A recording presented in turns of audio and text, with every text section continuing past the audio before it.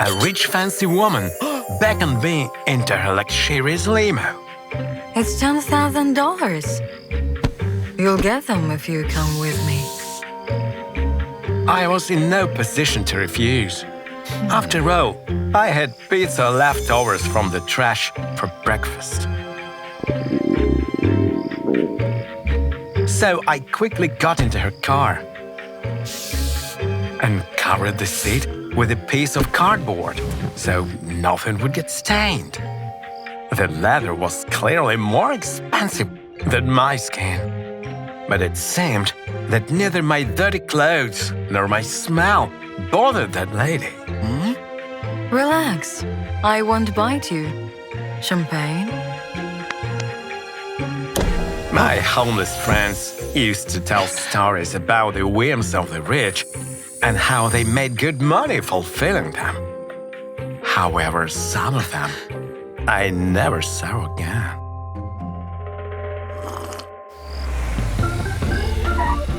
The mysterious lady took me to her suite, and I understood what she wanted from me. Go get yourself cleaned up and be quick about it.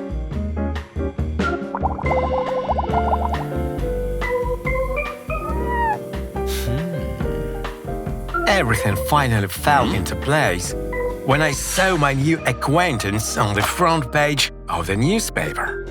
Miriam had recently divorced her millionaire husband, and it looked like she decided to have fun with someone younger.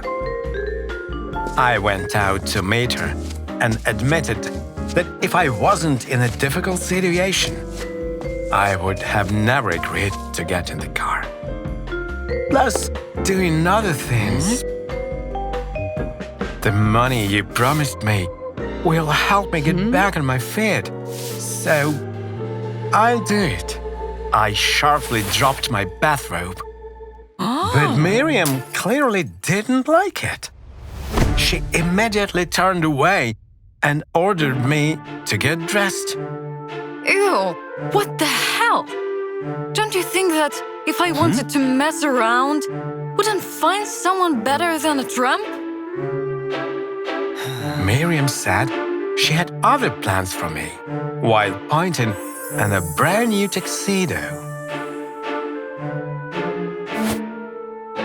She took me to a social reception. It seemed like all the richest people in the city were there and knew each other very well. When they saw Miriam with a new guy, they couldn't take their eyes off us and kept whispering.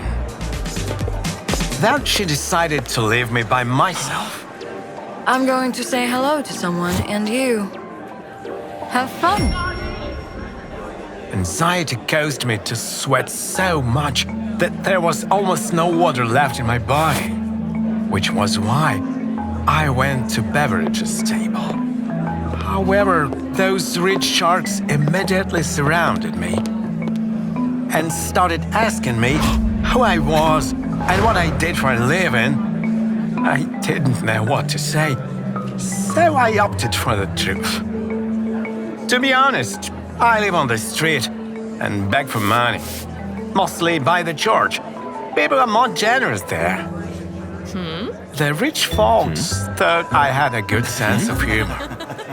Soon after, Miriam went on stage and quickly wiped the smiles off their faces. Can I have your attention?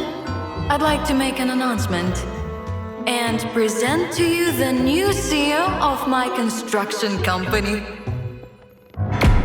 It became clear that all top managers were there, and their friendly demeanor instantly vanished. Looks like the interview in Miriam's bed went well.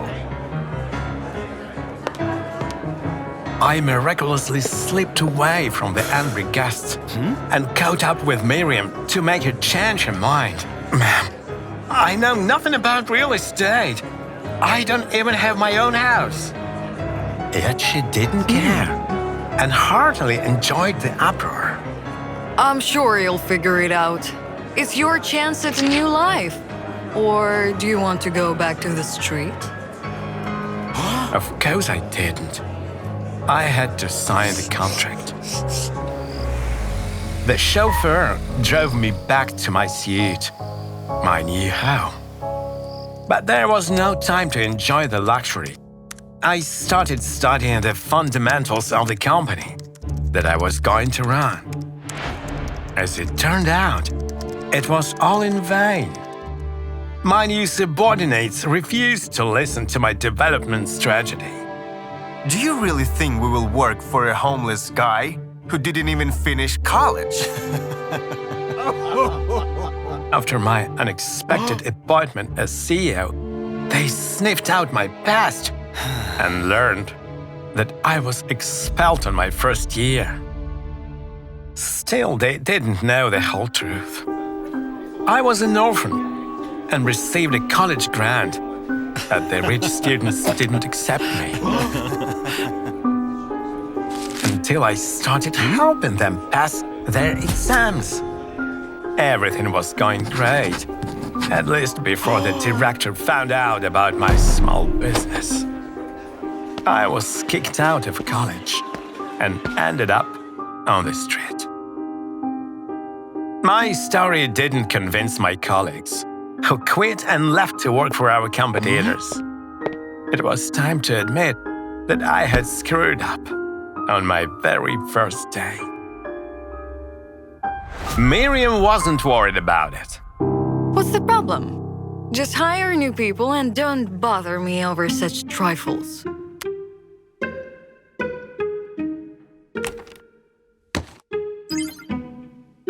I posted job ads, and only one person came for an interview. In the end, the guy wandered into the wrong building. Nobody wanted to work for me, and the company's stocks fell. The only thing left for me was to return to the street and seek help from my homeless friends. I hired them, and when the press found out about my recruiting, they nicknamed us the Hobo Corporation, and our shares totally collapsed. Miriam walked into my office to fire me. At least, that's what I thought. Great job, boy. I just got a call from my ex-husband, and he's furious. He was the founder of the company, and Miriam sued him for it after the divorce. My ex refused to have children until it was too late. Then, I found out that he had children with his mistresses.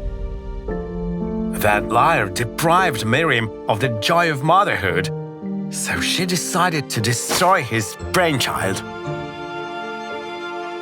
However, he didn't take into account one thing.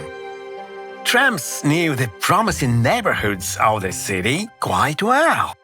After all, that's where they could get more money, and there was always something to profit from in the trash bins. So I was successfully choosing abandoned buildings to be restored and sold profitably. Soon, the Hobo Corporation got ahead of the competition. Yet Miriam was not happy about our success. You were supposed to destroy the company, not make it successful. Pack your things. You're all fired. I couldn't let her kick out people who work 24/7 for a chance to change their lives. Your husband was upset when the company went down the drain, but he will be furious when it reaches the top, thanks to you. Boy, you know nothing of revenge. But I did.